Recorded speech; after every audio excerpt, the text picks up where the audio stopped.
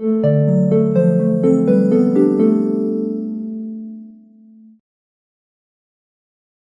And welcome to the world wide post. दोस्तों, ऋषि सुनाक और king Charles को लेकर बड़ी खबर निकल कर आ रही है। ब्रिटेन की एक अजीब पॉलिटिकल ट्रेडिशन है गाइस, शायद आपको पता होगा या नहीं, मुझे नहीं पता।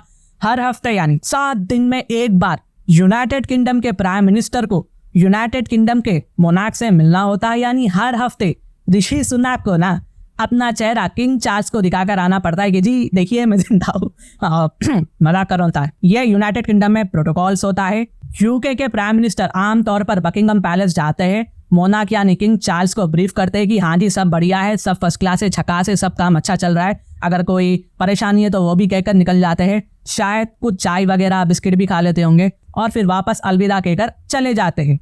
ये मीटिंग होती है ब्रिटेन के 2 सबसे बड़े इंपॉर्टेंट लोगों के बीच में, एक ताकतवर प्राइम मिनिस्टर और एक अमीर सेरेमोनियल मोनार्क के साथ। यानी मैं मोनार्क की बात बिल्कुल भी नहीं कर रहा हूँ, आप मोनार्क और सेरेमोनियल मोनार्क के बीच में कंफ्यूज बिल्कुल भी मत हो जाना, दोनों अलग अलग वर्ड्स है। सेरेमोनियल मोनार्क एक ऐसा मोनार्क होता है जो अपने कंट्री को रिप्रेजेंट तो करता है, लेकिन उसके पास ना किसी भी तरह के पॉलिटिकल पावर्स बिल्कुल भी नहीं होते हैं। ये बात ध्यान रखने की है दोस्तों।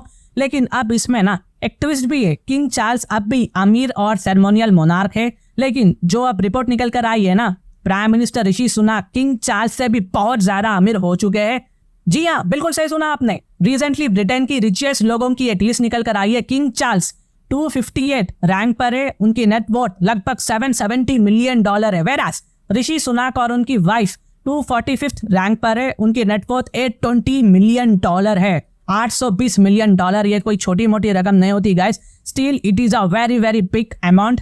देखिए कैसे कुदरत का मतलब नियम में, देखो गाइस, अंग्रेजों ने भारत पर बहुत सालों से हुकूमत किया, एक तरह से ब्लंडर भी किया, अपने डिकेट्स का कॉलोनियलिज्म किया, और क्या मिला इन्हें? एक हिंदुस्तानी ओरिजिन का प्राइम मिनिस्टर जो ब्रिटिश शहंशाह से भी ज्यादा अमीर है। कितना अजीब है ना। अब देखो गाइस, ऐसा लगता है कि चार्ल्स और सुनाक का अपना छोटा कंपटीशन चल रहा होगा, बट पिछले साल तक 2023 की बात है, किंग चार्ल्स आगे थे इस लिस्ट में, लेकिन 2024 उनके लिए अच्छा नहीं रहा। उनकी नेटवर्थ सिर्फ $12 मिलियन ही बढ़ी है, लेकिन ऋषि सुनाक और उनकी वाइफ का नेटवर्थ $150 मिलियन से बढ़ गया है। तो अब वो किंग को पीछे भी छोड़ चुके हैं। ऋषि सुनाक पहले हेज फंड मैनेजर थे, उनकी इन्वेस्टमेंट भी बहुत बड़ी थी, लेकिन उनकी फैमिली की असली दौलत ना उनकी बीवी अक्षता मूर्ति जी की है। अक्षता मूर्ति जी के एसेट से है। अक्षता नारायणा मूर्ति जी की बेटी है जो इन्फोसिस के को-फाउंडर है। अक्षता के पास इन्फोसिस में लगभग 0.9% का स्टेक है और ये स्टेक लगभग $740 मिलियन का है। वेरास अगर मैं किंग चार्ल्स की बात करूं तो किंग चार्ल्स के एसेट्स कैलकुलेट करना बहुत ज्यादा मुश्किल है। हाँ, किंग चार्ल्स के पास अपनी पर्सनल प्रॉपर्टीज है, लेकिन क्राउन यानी ब्रिटेन की शाही हुकूमत के पास और भी बहुत ज्यादा प्रॉपर्टीज है, इससे कहीं ज्यादा है, और एसेट्स भी है। आप शाही हुकूमत को एक नॉर्मल आदमी से कंपेयर बिल्कुल भी नहीं कर सकते।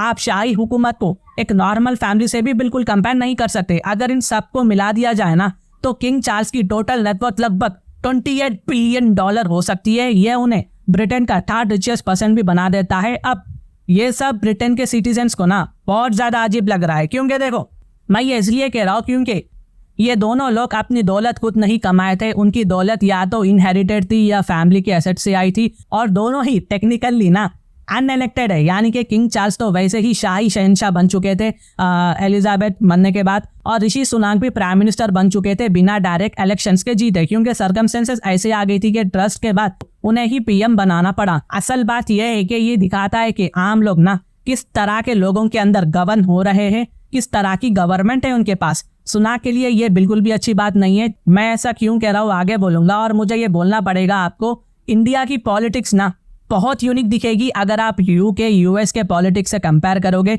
यूके की यूएस की पॉलिटिक्स बहुत ज्यादा स्ट्रिक्ट रूल होते हैं, प्रेसिडेंट्स को तक नहीं छोड़ते हैं ये लोग, इनके लॉस नहीं छोड़ता है इन्हें। यहाँ पर पॉलिटिक्स में अमीर होना अच्छा नहीं होता इन कंट्री में, खासकर जब कॉस्ट ऑफ लिविंग क्राइसिस चल रही होती है। ब्रिटेन वोटर्स को लगता है कि ऐसे लीडर्स उनकी प्रॉब्लम्स नहीं समझ सकते जो आम आदमी के जिंदगी में होती है। अब देखो, ऐसा नहीं है कि ब्रिटेन पॉलिटिशियंस अच्छे नहीं होते, अच्छा बुरा आपको पूरी दुनिया में देखने को मिलेगा, लेकिन कहने का मतलब ये है कि उनमें से ज्यादातर ना अच्छी खासी दौलत वाले हैं। फॉर एग्जाम्पल डेविड कैमरॉन जो कि कुछ महीने पहले ही यूके के सेक्रेटरी ऑफ स्टेट बने थे, इनकी नेटवर्थ $1 मिलियन है, और लेबर लीडर कैश स्टार्मर की भी $1 मिलियन के ऊपर ही है। लेकिन ऋषि सुनाक के केस में ना ये बिल्कुल ही अलग कैटेगरी में आता है। इनका अपना खुद का अलग ही लेवल है। उनकी फैमिली की नेटवर्थ $820 मिलियन से भी ज्यादा है। अभी आप लोग के दिमाग में क्वेश्चन आ रहा होगा कि ये सब मैं क्यों बोल रहा हूँ, आता हुआ आपके ही पॉइंट पे आता हूँ। अब सवाल ये है कि क्या ऋषि सुनाक की दौलत उनके इलेक्शन चांसेस को नुकसान पहुंचा सकती है? ये एक बहुत बड़ा क्वेश्चन है गाइस। मैं ये इसलिए कह रहा हूँ क्योंकि रिसेंटली एक न्यू नेशन वाइड पोल आई थी जिसमें ऋषि सुनाक की अपोजिशन पार्टी लेबर पार्टी को 41% वोट्स मिले थे और सुनाक की कंजर्वेटिव को सिर्फ 20% वोट ही मिला था। तो वो ऑलरेडी बुरा परफॉर्मेंस कर रहे हैं और ये न्यूज़ उनकी मदद नहीं करेगी क्योंकि ये अमीर है। पॉइंट ये है कि यूके की पॉलिटिक्स में ना कुछ सिचुएशन ऐसी भी होती है जो अमीर होना यूके की पॉलिटिक्स में एक हैंडीकैप हो सकता है, खतरनाक हो सकता है, लेकिन आपकी पॉलिसीज और एटीट्यूड भी मैटर करता है। ऐसा नहीं कि सिर्फ लोग आपका पैसा देखेंगे, आपका एटीट्यूड मैनर्स भी देखेंगे, शायद आपकी दौलत से भी ज्यादा। और यही एक चीज़ है जो ऋषि सुनाक को फोकस करनी होगी अभी के लिए, वरना इलेक्शन जीतना उनके लिए बहुत ज़्यादा मुश्किल हो जाएगा। अच्छा इंप्रेशन भेजना होगा पीपल्स को। ऋषि सुनाक को यहाँ पर ब्रिटिश सिटीजन्स को अपने काम और किरदार से एक मैसेज पहुंचाना होगा कि हाँ,